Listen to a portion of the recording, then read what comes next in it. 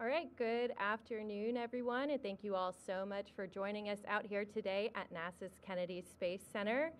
We're here live in Florida as we welcome the arrival of NASA's SpaceX Crew-10 crew members, Commander Anne McClain, pilot Nichole Ayers, JAXA astronaut and mission specialist Takuya Onishi, and Roscosmos cosmonaut and mission specialist Kirill Peskov. This will be their last stop before they launch to the International Space Station aboard the SpaceX Dragon capsule Endurance no earlier than Wednesday, March 12th. Before I pass it over to Commander Anne McClain for some opening remarks, though, I do want to remind our media partners that she and the rest of the crew will be available to answer any final media questions at their news conference slated for 6:30 p.m. Eastern. And with that, I'll pass it over to you, Anne. All right, good afternoon. It's great to see you guys all out here, and man, it's so incredible to fly into this landing strip knowing that we don't have a return ticket back to Houston. We are going to take a little bit of an adventure before we go back. So it's really great to be here. On behalf of Crew-10, thank you for taking the time to come out here. Thank you for taking the time to tell the story of this mission. We have been working a long time to be ready for the next coming months. We've been working a long time to be ready for launch, and we are very, very excited to be here. And again, we rely on all of you to tell that story.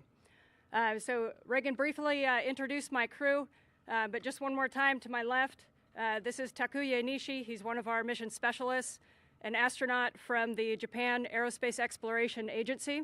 This will be his second flight. And when we get to space station shortly thereafter, he will be assuming command, and he will be our commander over the coming months working on the International Space Station. To my right is Russian cosmonaut Kirill Peskov. He is a 767 pilot. He's in the 2018, right, cosmonaut class.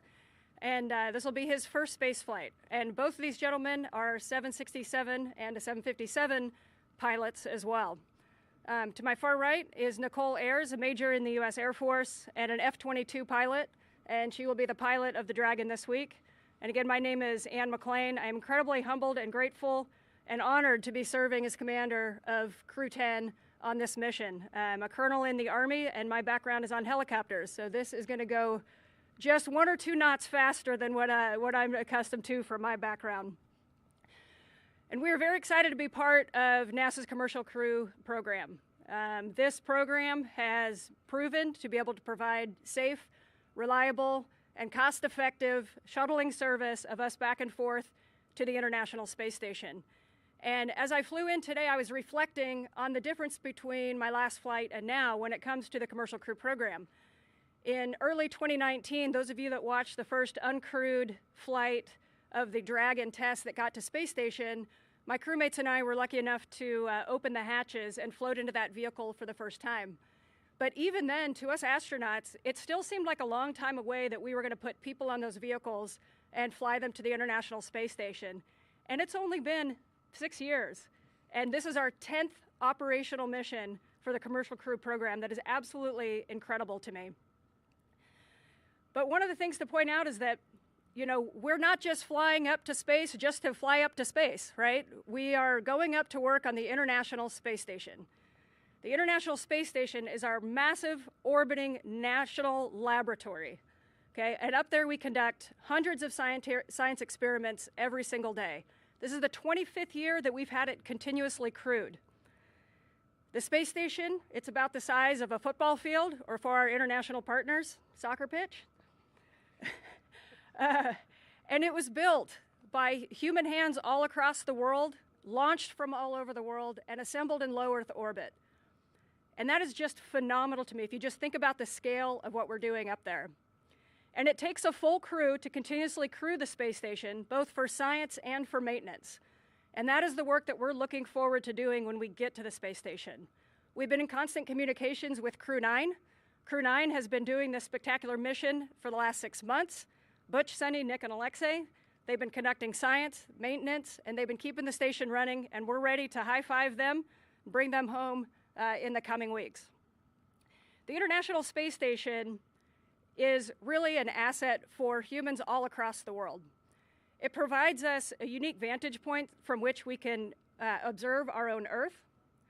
It provides us a unique environment for science investigations, like in microgravity and in harsh conditions with radiation. But I want to say that the International Space Station really operates under the mission that NASA set forward, which is to be for the benefit of all. This is not for the benefit of our crew.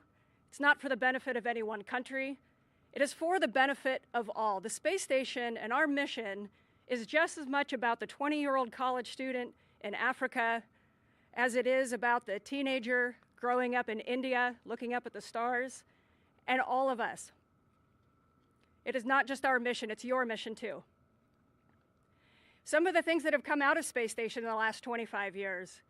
If you or a family member are impacted by Parkinson's disease, then you have benefited from the research on the space station. If you know somebody that's going through cancer and receiving immunotherapy, Keytruda, then they have benefited from the experiments that we do on the International Space Station. If you've had LASIK surgery, if you suffer from osteoporosis, then you have benefited from the research on the space station. If you've ever watched your evening news as a hurricane approached the coast of California and you've seen a picture that it looks like you took it from your telephone, okay? That's the International Space Station bringing that to you. So it is an incredible, incredible research platform. We are very excited to take part in a couple of those experiments, some materials experiments looking at materials flammability for deep space exploration. We're continuing some really fascinating research using crystals for Parkinson's research. And we're doing more experiments on the human body to understand how long-duration flight impacts us so that we can continue to push. But again, I want to remind us that everything we learn on the space station, it's not kept a secret. It is for all of you. And I encourage you to go on the website, look at the NASA websites out there, and see just how much it's impacting your day-to-day lives. And it's really humbling for me and for our crew to get to be part of this amazing mission. You know, if you want to go fast, you go alone. But if you want to go far, you go together. This year also marks about 50 years since Apollo-Soyuz, or Soyuz-Apollo, depending who you ask. Okay, and you think about the day and age when that occurred.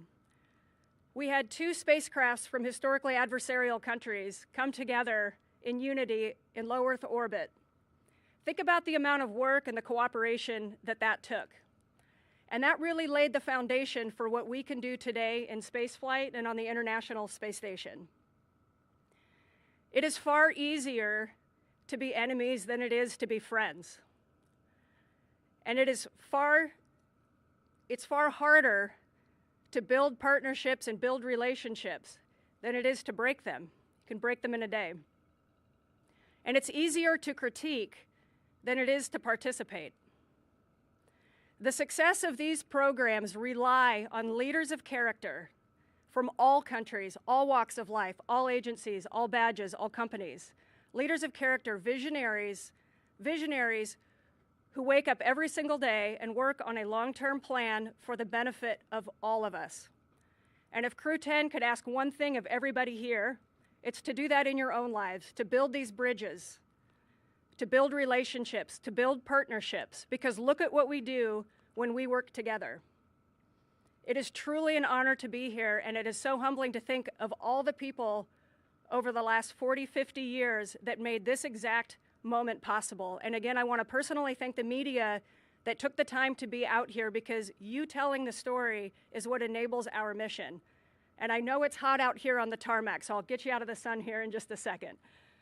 But as Reagan mentioned, we will be taking questions tonight at the press conference, and we look forward to that. So go JAXA, go Roscosmos, go NASA, go SpaceX, and go Crew-10.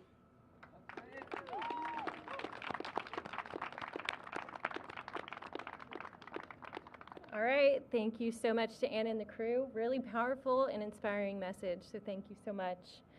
Again, I do just want to remind our media partners that their news conference will be held and broadcasted on NASA Plus later this evening at 6:30 p.m. Eastern, following the conclusion of a mission overview teleconference with mission managers that will begin at 5:30 p.m. We hope to see you there.